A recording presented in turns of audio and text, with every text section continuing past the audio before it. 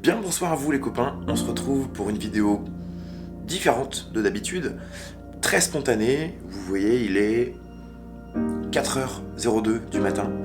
La nuit est toujours difficile à trouver en ce moment, surtout un bon moment pour créer, donc j'en profite. J'avais envie de parler avec vous d'une thématique de société, d'une thématique qu'on connaît tous depuis assez longtemps maintenant, mais celle-ci, elle est apparue il n'y a pas très longtemps. C'est le remplacement de ciel sur, mettons, Luminar IA ou des applications comme Lightclip par exemple sur téléphone, sur smartphone, ou sur des logiciels de traitement comme j'imagine Photoshop, mais je le possède pas du tout et je travaille pas sur Photoshop, uniquement sur Lightroom. Donc pour ceux qui ne connaissent pas un petit peu ce concept là, c'est un logiciel qui marche avec des algorithmes surpuissants qui permettent de vous faire du replacement of sky, du remplacement de ciel. Ça veut dire qu'en un seul clic, tu vas remplacer ton ciel bleu chiant, entre guillemets, par quelque chose de complètement sunshine ou ultra dramatique. Je vous fais pas de dessin, je pense que vous avez tous un petit peu déjà vu ça, vous savez de quoi je parle normalement. Si vous savez pas, justement, c'est quelque chose qui est plutôt révolutionnaire, mais tellement que ça en devient quelque chose qui est, à mon goût, un petit peu dérangeant. Et en fait, voilà, je m'étais dit que j'allais continuer sur mon flow de vidéo normal, et puis je me suis dit, non, cette thématique-là, ça me parle trop.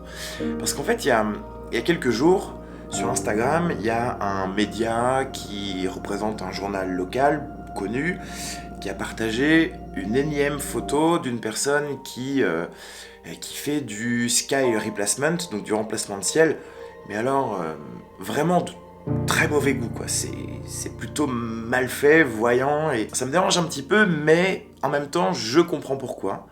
Et c'est tout l'objet de la vidéo, c'est que j'ai besoin de vous, besoin de comprendre pourquoi, et donc on va en parler un tout petit peu.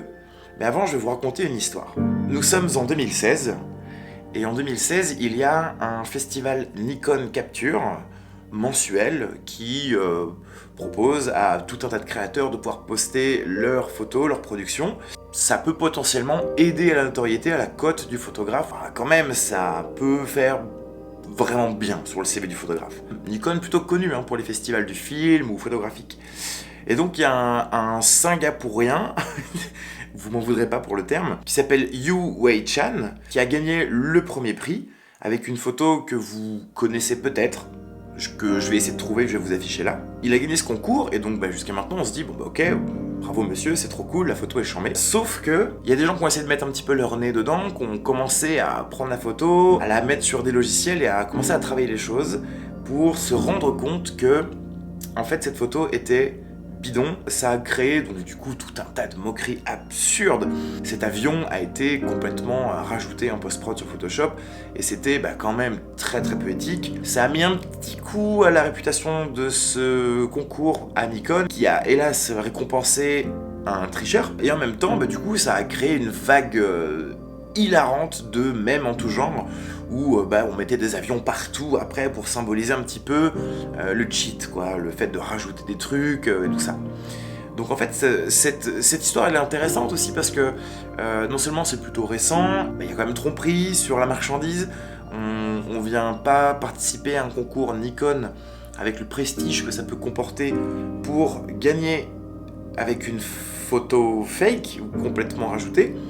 Et là du coup ça a créé un tollé absolu. Le photographe a été plutôt dévasté par ce qui s'est passé, ce qui est quand même plutôt triste dans l'histoire, parce que au point que ça lui fasse autant de mal et que ça du coup le ruine en tant que photographe, il y a quand même des questions à se poser. Et je suis sûr que certains d'entre vous ont déjà entendu parler de ce Nikon Festival qui a été complètement pété. Ça a été un peu le foutage de gueule absolu, et ça a remis un petit peu en question l'esprit photographique de ce festival-là, et tout court même. Et donc c'est pour ça qu'en fait j'avais envie de parler avec vous de ces avancées technologiques qui en arrivent au point de créer des logiciels qui font un travail de malade à votre place. Et ça me gêne un petit peu parce que j'en vois de plus en plus, et je trouve que c'est tout à fait discutable. D'un côté, je me dis que on s'amuse, on crée, on essaye de faire des œuvres de fiction, on va essayer de montrer un monde idéalisé, que ça peut être très joli, il y a moyen de vraiment de faire quelque chose qui enfonce les portes et c'est vraiment très puissant comme outil. Du coup, je me dis pourquoi pas, parce que la vision de la photographie, c'est une vision qui est très subjective. On peut s'approprier la photo dans tous les sens. Il y a 1000 mondes dans la photographie, dont le monde de photoshopper des choses, on connaît tous. À la limite, quand c'est annoncé, quand l'intention, elle est de ne pas tromper les gens avec le témoignage d'une photo qui est en fait pas tout à fait ce qui est la réalité, finalement. Je sais pas si je me fais bien comprendre, en fait. Je suis certain d'entre vous, et je vois bien quelle est votre pratique de la photographie. C'est une pratique qui est pure, qui est noble, qui est bien faite, qui est avec des styles à part entière, et je trouve que c'est super excitant, et merci pour ce que vous faites, et bravo pour ce que vous faites, et que c'est très important de développer son propre style, ou son domaine de compétence, sa spécialité dans la photo. Dans ma pratique, je shoot en RAW, et je développe sur Lightroom, donc ce que je vais faire comme traitement au maximum, ça va être de déboucher les ombres, ou de réduire un petit peu la surexposition, et puis de reprendre par exemple un petit peu certaines couleurs, mais ça va s'arrêter là. Ça veut dire que je veux que mes verts soient un peu plus verts ou un petit peu plus jaunes.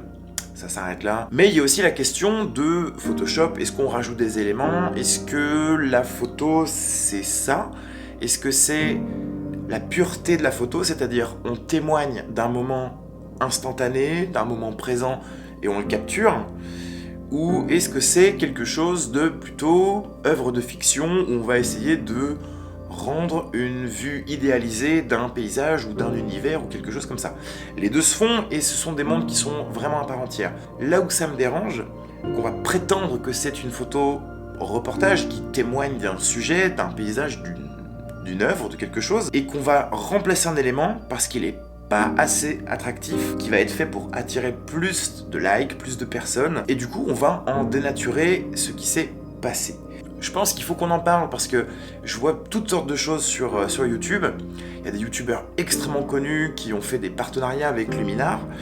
Pourquoi pas? Franchement, pourquoi pas? C'est quelque chose qui se démocratise, c'est quelque chose qui, à mon avis, est une belle porte d'entrée pour ceux qui n'ont pas de notion dans la photo ou dans le post-traitement photographique, et qui peuvent s'amuser à s'y essayer, parce que faut quand même bien avouer que les résultats sont incroyables, et franchement ils sont overcheatés, et c'est ça qui fait que ça pose un peu un problème.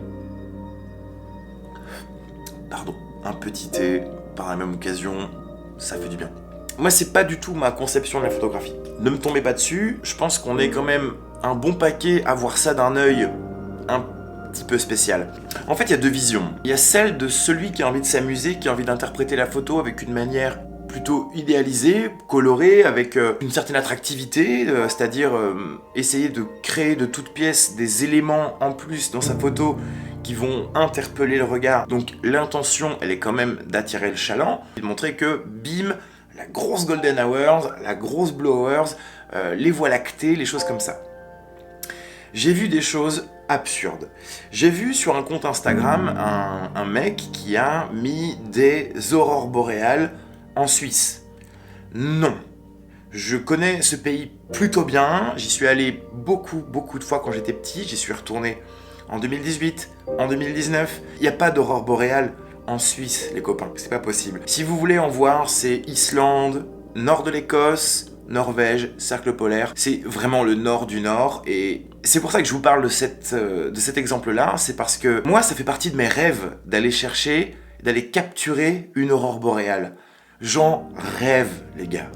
Je suis ému quand j'en parle, j'ai envie de prendre mes couilles, de sortir à -30, de sortir mon trépied, mon petit G9 ou mon 5D, et de me faire un shot de kiff ultime sur un événement solaire, un événement planétaire absolument incroyable et unique, quoi. Enfin, qui n'a pas rêvé de faire ça? Enfin, je veux dire, avec mon père, on avait envie de faire une expédition pour aller chercher les aurores boréales.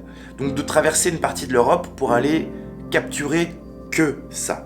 C'est sur ma bucket list, un jour je le ferai.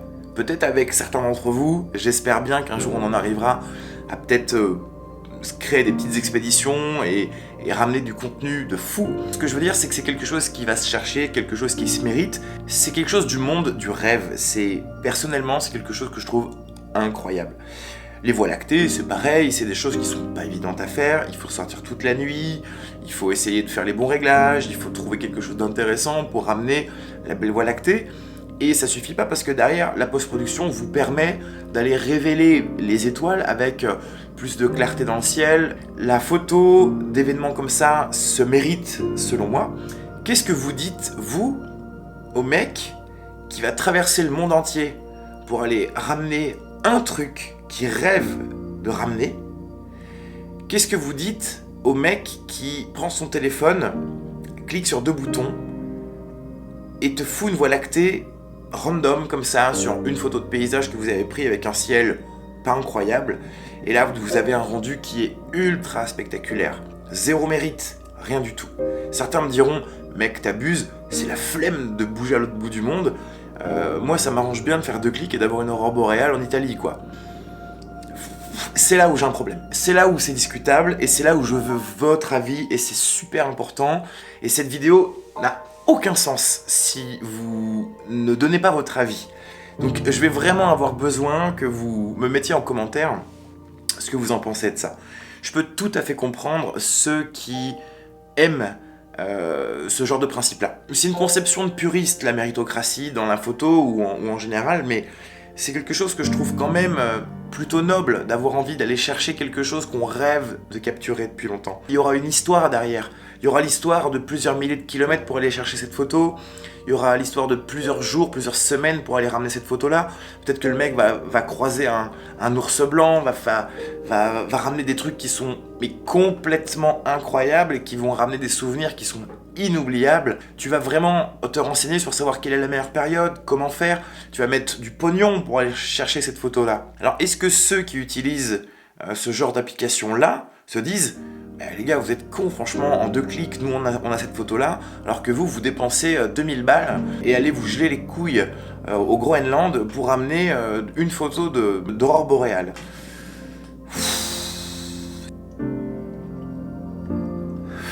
D'ailleurs, en parlant de Suisse, j'ai pas pris ma tasse cette fois.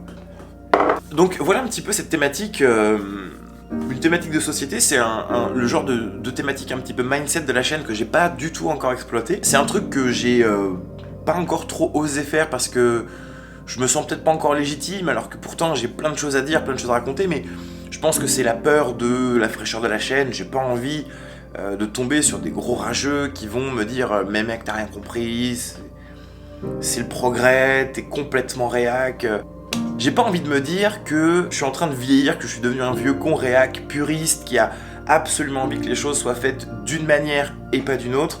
Je respecte complètement les visions de tout le monde par rapport à la photographie. Tout le monde a le droit de vivre la photographie subjectivement, avec ses propres intentions, sa propre subjectivité, son propre regard. Et c'est ça qui est super avec la photo, et c'est ça qui fait qu'il y a une richesse à apporter, et il y a une émulation qui est toujours de plus en plus importante. Mais ça fait longtemps que je commence à voir beaucoup de photos qui sont quand même absurdement fake et qui cartonnent en plus. Et je me dis, est-ce que c'est la nouvelle norme ? Est-ce que c'est quelque chose que tout le monde a accepté et c'est moi qui suis en retard sur mon état de pensée ? Ou est-ce que justement vous êtes plutôt d'accord avec ça ?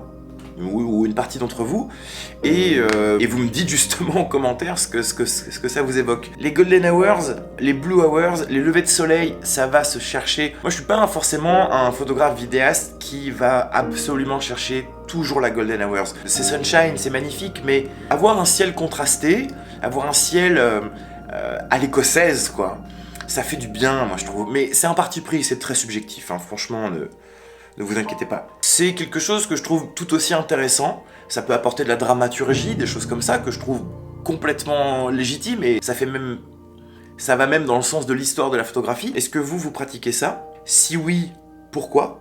Et quel effet ça vous procure de faire ce changement de ciel-là ? Est-ce que vous vous dites que vous êtes plus intelligent que les autres et que c'est une manière de pouvoir créer du contenu spectaculaire qui soit totalement instagrammable et que ça va upgrader vos comptes et que vous allez vous sentir dans le game grâce à ça?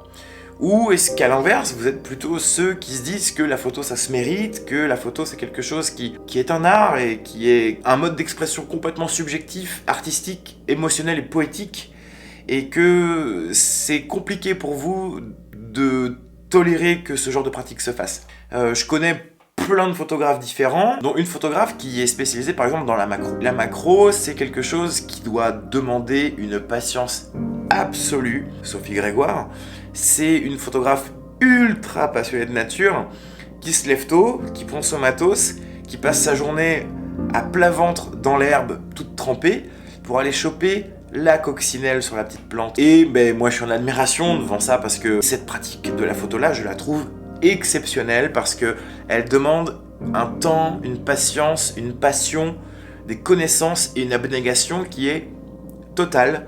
Et j'ai énormément d'admiration pour elle et pour tout un tas d'autres pratiques de photos animalières ou portraitistes ou de paysages et je trouve que c'est sublime de voir ça. Je prends des claques, ça me donne envie de repousser mes limites et j'ai envie de devenir un meilleur photographe parce que à la base je suis pas photographe, mais j'ai envie de m'entraîner pour devenir meilleur. C'est pour sensibiliser aussi au fait qu'il y a un peu un côté pur dans la photo, quelque chose qui est de l'ordre de la satisfaction personnelle. Quand on fait une photo et qu'on est conscient qu'on est en train de ramener une très très belle photo, il se passe quoi chez vous? Ça vibre ici. C'est Noël chez vous.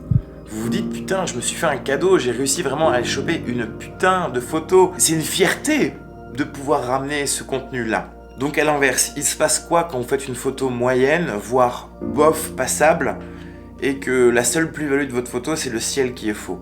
Voilà. C'est ça l'objet de cette vidéo-là. C'est une vidéo qui est complètement spontanée, qui est pas du tout préparée, qui est, j'espère, pas trop maladroite. J'espère que vous ne m'en voudrez pas de prendre le risque de parler de mes pensées complètement débridées. Je parle vraiment, vraiment sincèrement, comme d'habitude les copains. Mais cette thématique-là elle me tient à cœur parce que je suis conscient de la communauté que j'ai. Je suis conscient que j'ai affaire à tout type de créateurs, vidéastes, photographes, débutants, intermédiaires, pros. Peu importe où on en est, on progresse tous et on est tous partis du même point. On est partis du point zéro et on a tous appris. À notre mesure, à notre vitesse, avec des contraintes, avec des facilités, avec plus ou moins d'argent pour acheter plus ou moins de matériel. À la fin, c'est votre sensibilité qui parlera pour délivrer le cliché qui feront de vous un photographe accompli, reconnu, je l'espère pour vous, et potentiellement de pouvoir en vivre, ou au moins de pouvoir exposer vos œuvres. C'est pas beau quand même de vivre de sa passion. C'est compliqué pour moi de plus être créateur. Je crois qu'à partir du moment où on est vraiment créateur, on l'est pour de vrai et on l'est jusqu'au bout. Et c'est difficile de s'empêcher d'avoir envie de créer, de repousser ses limites créatives. J'ai envie d'aller au Japon, j'ai envie d'aller en Islande, j'ai envie d'aller en Argentine, j'ai envie d'aller en Patagonie, j'ai envie d'aller à New York, j'ai envie de faire des photos du Central Business District en hélicoptère, j'ai envie de faire plein de trucs. Est-ce qu'on se comprend? Est-ce que je suis fou? Est-ce que je suis réac? Est-ce que je suis con de me demander jusqu'où ça va aller et pourquoi est-ce que les gens font ça? Voilà. Je vais pas m'empêcher d'aller vivre mes rêves parce qu'une application me permet de le faire à ma place. Dites-moi sincèrement ce que vous en pensez. Restez correct, évidemment, mais j'ai aucun doute là-dessus, mais je vous le demande quand même. Donc je me permets de poser ça là. Et j'espère que vous m'en voudrez pas. Voilà. Vivez vos rêves, shootez pour de vrai, et surtout faites-vous plaisir les copains. Voilà. En toute amitié les copains. Je vous remercie d'avance très très très très sincèrement pour me suivre dans cette aventure-là. On est 1000, pour certains ça paraît vraiment rien du tout, mais dites-vous bien que pour moi, c'est comme si j'étais sur scène, dans une salle de spectacle, et que j'avais 1000 fauteuils en face de moi, et que vous veniez tous pour me voir parler d'une thématique ou d'une autre, avec des questions, avec votre bienveillance, avec votre expérience à apporter. En fait, vous m'avez fait passer une année incroyable. Si ce genre de vidéo vous a plu, indiquez-moi avec un petit pouce bleu, le meilleur de vos pouces bleus, que ça vous a plu. Si vous avez trouvé ça débile, maladroit, mettez un pouce rouge, il n'y a aucun problème, je l'accepterai. Et puis si vous ne faites pas encore partie de l'aventure et que ça vous tente de rejoindre cette belle communauté et que ma compagnie vous est agréable, eh bien cliquez sur ce petit bouton abonner avec une petite cloche des familles. Je vous fais une grande bise, un grand bonjour, prenez soin de vous et à bientôt dans les commentaires et sur Instagram également. Allez, salut les copains, bye.